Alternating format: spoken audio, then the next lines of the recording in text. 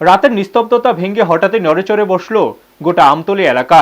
গোপন সূত্রে পাওয়া সংবাদের ভিত্তিতে গভীর রাতে আমতলী থানার পুলিশ হাবানি ও সবুজপল্লী গোয়ালাপাড়া এলাকায় বলবীর সিং ওরফে ভিক্টু সিং এর বাড়িতে অভিযান চালায়। অভিযানে তার বাড়ি থেকে বেশ কিছু বন্দুকের গুলির খোসা, তাজা বারুদ, গুলি তৈরির সরঞ্জাম এবং বন্দুক তৈরির বিভিন্ন উপকরণ উদ্ধার করা হয়। একই সঙ্গে পুলিশ বলবীর সিং ওরফে ভিক্টু সিংকে গ্রেপ্তার করে। এই অভিযানে নেতৃত্ব দেন আমতলী থানার সেকেন্ড অফিসার মৃণাল কান্তি পাল।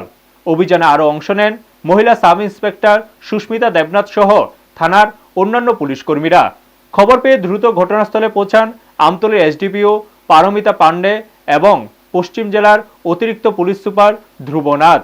পুলিশের পক্ষ থেকে এক্সিকিউটিভ ম্যাজিস্ট্রেট ও ফরেনসিক টিমকেও খবর দেওয়া হয়। তারাও ঘটনাস্থলে এসে উদ্ধার হওয়া সামগ্রী খুঁটিয়ে পরীক্ষা করেন। এসডিপিও পারমিতা পান্ডে সাংবাদিকদের জানিয়েছেন, ধৃত বলবীর সিং এর বিরুদ্ধে আগেই কলমচোরা থানায় অস্ত্র আইনে একটি মামলা রয়েছে। সেই মামলায় অভিযোগ সে নিজের স্ত্রীকে গুলি করে হত্যা করেছিল।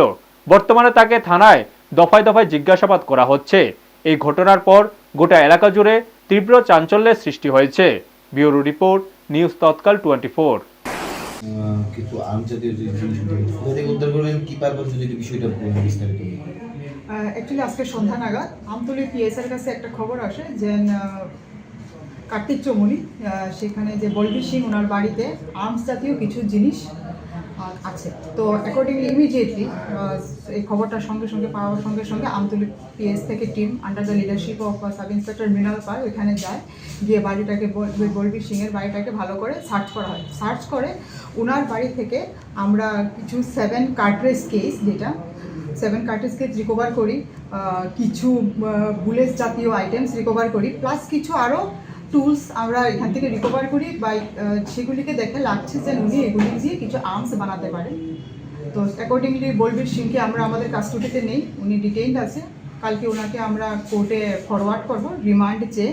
আর বাকি যে আইটেমসগুলি আমরা রিকভার করেছি ওগুলিকে আমরা ফরেন্সিক ল্যাবরেটরিতে পাঠিয়ে এগুলি কীভাবে এবং কী কাজ এগুলি সেটা আমরা রিপোর্ট নেব। ওনার বিরুদ্ধে আগে কোনো কিছু এখন আমরা প্রিলিমিনারি আমরা জানতে পেরেছি যে 2024 ওনার বিরুদ্ধে কলমছড়া পিএসে একটা কেস আছে। তো সেটা বাকি ডিটেলসটা আমরা আনছি যে উনি কিসে অভিযুক্ত ছিলেন এবং কী কী ম্যাটারে উনি আগে অ্যারেস্ট হয়েছিল। তো সেই ডিটেলসগুলো আমরা এখানে ইনক্লুড করছি। এমনি ওনাকে জিজ্ঞাসাবাদ করা হয়েছিল কী কারণে কেন এই জিনিসগুলো ওনার বাড়িতে? ওনার জিজ্ঞাসাবাদ চলছে কিন্তু উনি এখনও কিছু ডিসক্লোজ করেনি। তো আমরা ওনার একটা টিম আমাদের ওনার কন্টিনিউয়াস ইন্টারোগেশন করছে।